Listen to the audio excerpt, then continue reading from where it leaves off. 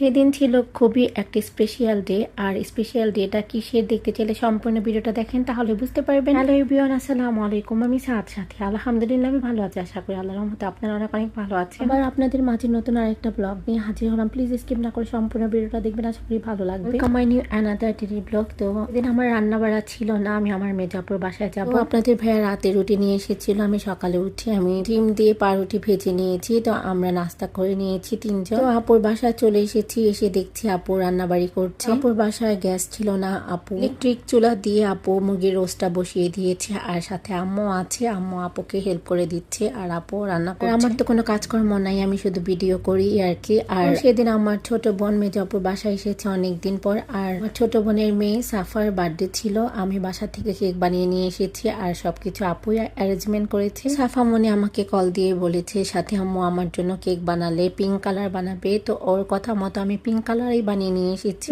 যেহেতু আমার সাফা মনের পিঙ্ক কালার কেক লাগবে, তো আমি চেষ্টা করেছি পিঙ্ক কালার করার জন্য। এখান দিয়ে আপু অনেক কিছুর অ্যারেঞ্জমেন্ট করেছে, আপু পুডিং বানিয়েছে, অনেক কিছুই বানিয়েছে। তো সাফা মনে যখন কেক কেটেছে সেই ভিডিওটা আমার করা হয়নি।